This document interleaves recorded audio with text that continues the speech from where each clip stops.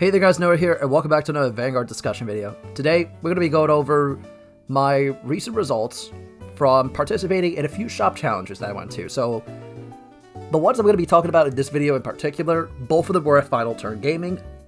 Big shout out to them. And I will say that I did go to a third one that was in between the first and the second one, but I didn't do so hot at that one, and I'll go over that later. But remember when I said that Raging Form Dragon was the better deck for Shadow Paladin? About that.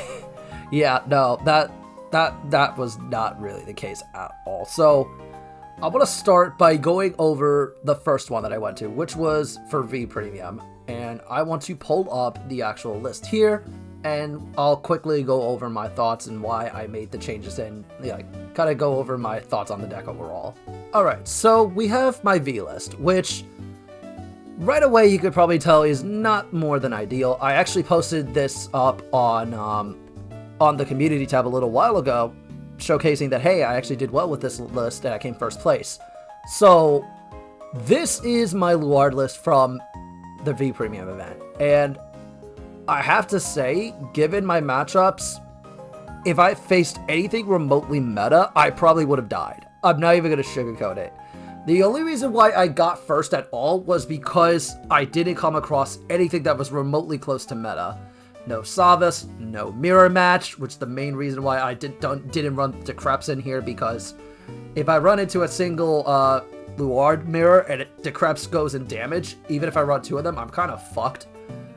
So I decided to go heavy on the aggression by utilizing Apocalypse Bat, having 3 copies of that, and then another 3 copies of the Nightmare Painter. And I had to run 4 Aldana just so that way I can go into my grade 2s consistently, and possibly my grade 3s, because sometimes it would just be Struggle Street, but it really didn't matter considering how often I was drawing. And I know one thing that you're probably looking at and like, ugh, 6 draw, why the fuck would you do that? This is simply because I'm only running 1 owl. If I found the space when this tournament first came up for the second owl, maybe I would have run 8 crit, but even then I still feel like 6 draw is the right move for me, considering that by the time I go into Drag Driver, most of the time I already have the crit pressure off the Drag Driver, and it just felt better for me to run a little extra draw power, especially in the Excel matchups where they rush you down early game and you hit the draw defensively. It actually matters a lot. So I feel like that this was the right move. I definitely think that running the extra draw power really helps when combined with Eldana, combined with Abyssal Owl. It was enough to get me through my opponent's turn and allow me to go and clean up from there. So now with that done, let's go over my matchups. Alright, so for round 1, I went up against Witches, specifically Shadow Paladin Witches, and once again, I faced off against my girlfriend. Hi! In the actual event. I'm starting to see a pattern here, but the reason why she decided to go Witches instead of, something that she's more familiar with, like Neo Nectar or Pale Moon, is simply because she felt like she could at least handle Luard somewhat a lot better with Witches than anything else. And one of the biggest reasons is simply because of a certain grade 3 that came out a little while ago. I think it was the same set that Eldana came out, where when it's placed on Guardian Circle, you could choose 2 of your Shadow Paladin Witches rearguards and retire them, and then you choose one of your opponent's standing rearguards and retire it. So it would mid-combo screw up my Morfessa turn, and playing around it was probably the hardest part about this matchup, because I had to lose the crit pressure a lot from being able to Soul Blast from the knees, so that way I wouldn't have the crit pressure off the Drag Driver, but it was more worth it to get rid of the Witches, so that way I could at least have 4 attacks in general. And over a course of a couple turns of me doing the hard into driver play, into doing Morfessa, into me retiring a lot of her stuff with knees, she just couldn't maintain a board state enough to a point where it actually mattered, and I got the game. Then round 2, I went up against Ancient Dragons. And Tachi's, I've had PTSD specifically from Aegir format, and I swear, I was like, oh no, am I facing Aegir And then it was like Ancient Dragons, I'm like, okay, not too bad. Wait a minute. Now, this guy told me later on that he was running 12 fronts, but I swore I didn't see a single front come out. And I swear, if he hit even one front on a couple of his turns, I would have been absolutely screwed. For what he told me, most of his fronts were going to his equip gauges, so it kind of screwed him big time. And yeah, like, I feel like if I wouldn't have won if he hit even a couple extra fronts, but because a lot of them were going to equip gauges, yeah, it just was not ideal for him, and I was able to barely guard a huge push turn. And then from there, I proceeded to just go Morfessa combo and win.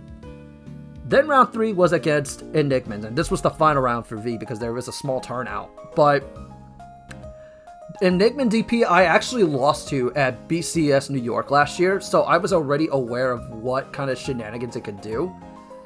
Unfortunately, my opponent really didn't want to commit after a certain point because I went first, and I was like setting up a lot with the force markers, and by the time he got to grade 3, I already had the crit pressure off driver, so he really couldn't afford to give me counterblast. But at the same time, though, he played a little too passively, and considering I was able to replace my rear guards, it didn't matter that he was counterblast denying me, and he got punished for it. And after a certain point, he just kind of gave in and just took the damage, and that was that. So yeah, for V Premium, I somehow managed to pull it out.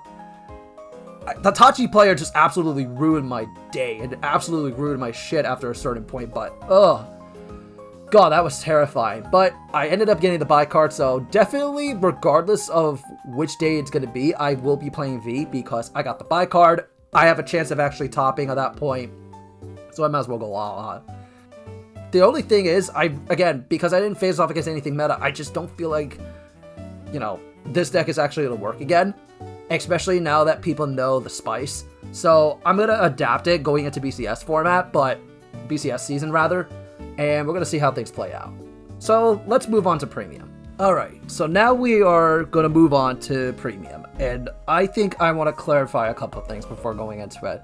First off, this tournament I went to that I'm going to be going over was not the first Premium Shot Challenge I went to. I went to a different one that was close by a couple days before, and I felt like I was just not doing well at all.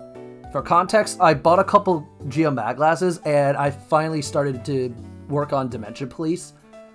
I've played Dimension Police since V, and I fell in love with the clan since Dawnliner came out, and so I felt somewhat okay going into a shop challenge with it, but I gotta admit, I wasn't playing optimally, and one of my friends, we'll call her Lilith for this video,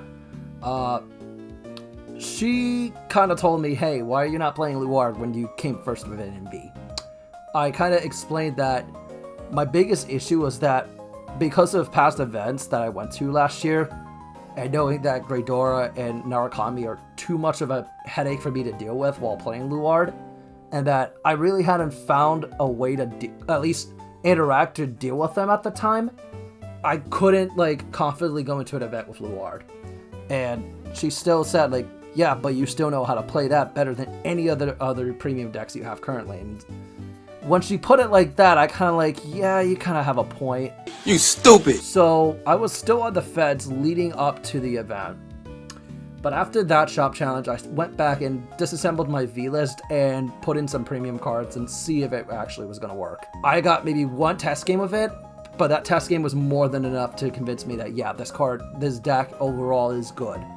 So let's go over the list. So this is my premium version of Luard. Now, Luard in Premium is kind of interesting because there are a lot of ways you can build it. I personally decided to go a little bit less stand reliant and just focus on the core strategy of getting 4 attacks on a Morfessa turn.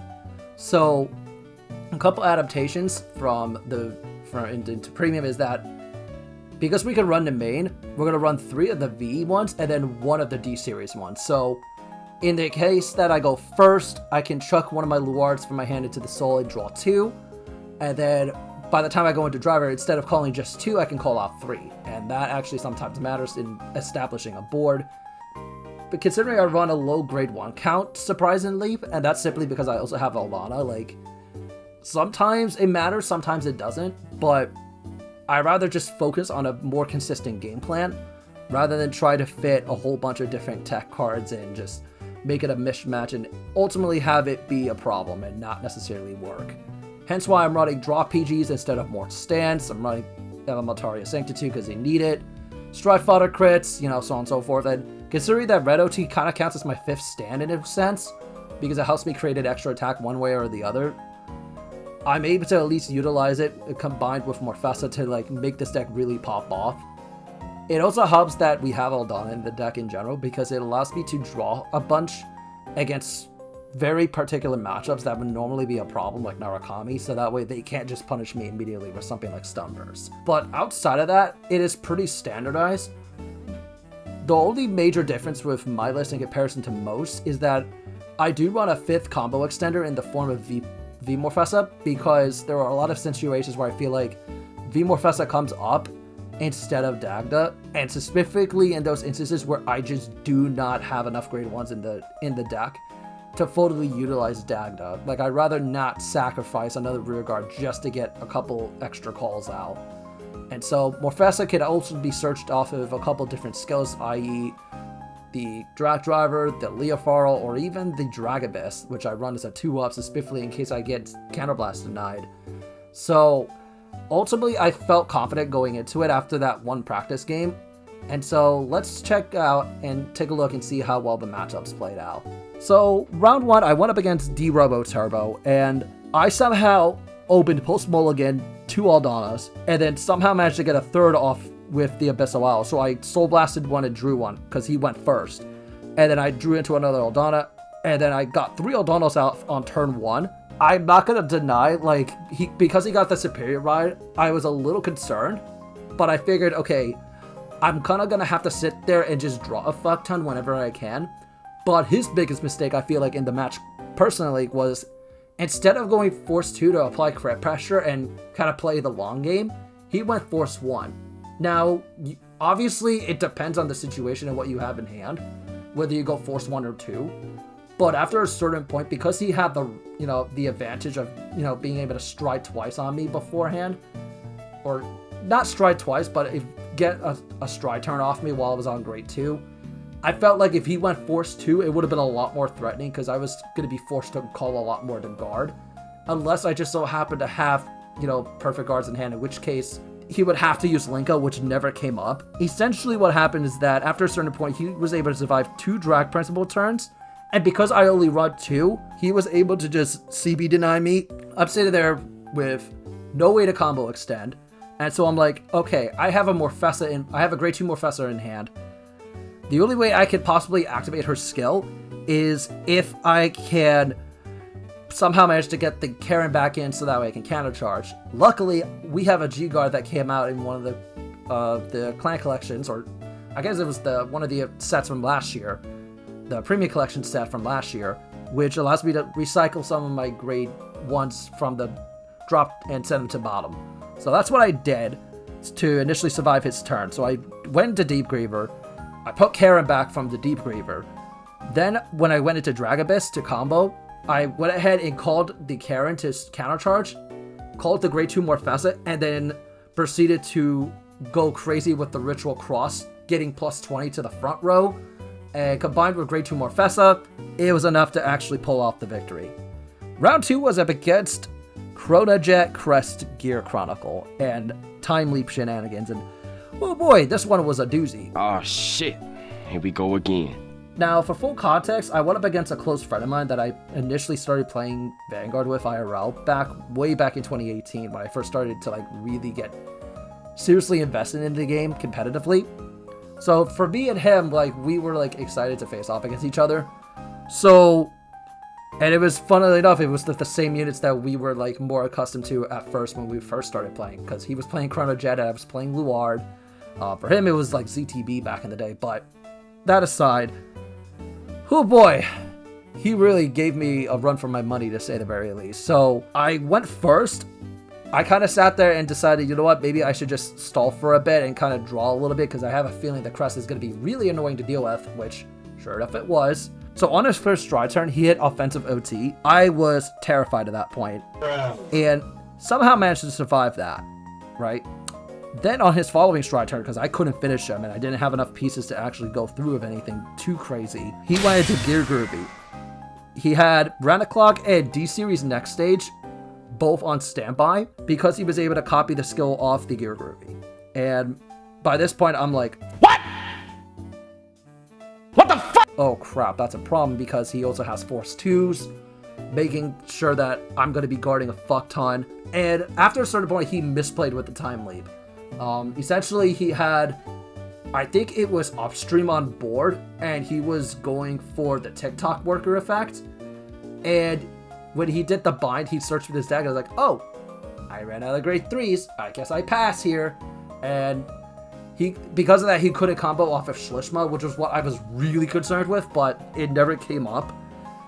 And then after that huge turn where he went for the Gear Groovy into Chrono Jet, into Guard Restrict, I kind of just punished him with Morfessa to go for game. Then round 3, and by this point I was nervous as hell because I've seen what Fuzzy Paradox can do with Highlander, and it's absolutely gross. So funnily enough, me and Fuzzy went to the same shop challenge for this event, and he was playing Highlander, and my immediate first thing is like, oh, that's not good. But then I realized I'm going first. I'm like, okay, this isn't so bad. Post Mulligan OT. Fuck! Well, that sucks. And to top it off, I had to ride Abyssal for my grade 1 turn. Yeah, that was not fun. So after a certain point, we started exchanging blows. You know, he was comboing off pretty well, but when he went into his Heltrona turn, once he got to Reindeer and activated his skill, had to ride a heal. And that really fucked him hard, because after a certain point, he wasn't able to, pressure me any further. And from that point, I survived pretty convincingly. And then proceeded to Morfessa him while he was at 4 damage. So, yeah, you can imagine how that went. But yeah, I took that game pretty convincingly after the heal ride. I think if he was able to combo a bit better, i.e. maybe going into a Nesca or something else that could generate more attacks, maybe like an Anj or something, it would have probably killed me. But at the same time, I felt like I actually still had enough of a hand to actually withstand his attacks. And, you know, once you commit to Morfessa and your opponent's at 4, you kind of have to go for broke at that point, and that's what I did, and I somehow pulled it out. Then round 4, I went up against somebody who won at the other shop challenge I went to with Dimension Police earlier, and I got bodied. I got bodied. He had everything going for him. He saw Lisa a lot. He saw a couple other pieces. Didn't see Pearl Sisters at all, thank God, because I felt like that would have been instant death at that point. But I really couldn't actually go for much. My first stride turn was my only stride turn, so I had to sit there and go for Morfessa. I barely survived his initial push turn, and I failed to get the kill because I didn't hit a single stand or my OT, which sucked in that situation. It sucked real bad, because I think 2 of them went to damage, or I had to guard with a few of them. So, and I had one in hand that I recycled, but it really didn't matter at the end of the day. I essentially had to hit a stand, and I couldn't, and I got bodied. I had a good time overall, and really, at the end of the day, that's all that matters. These shop challenges, I keep surprising myself every time I participate in them. Last year, I did surprisingly well with them, even despite the craziness that the meta was at the time. And now I seem to be getting into a groove where I feel comfortable playing a certain deck and, you know, finally figuring it out after all this time, because I had been jumping between multiple decks over the past, year essentially, and it never really felt right to me, so I went back to Luard, and finally I did something with it. But that's going to do it for this video. Let me know in the comments section if you went to a shop challenge and how it went. Until next time, this is Noah, and I'll catch you guys later. Bye.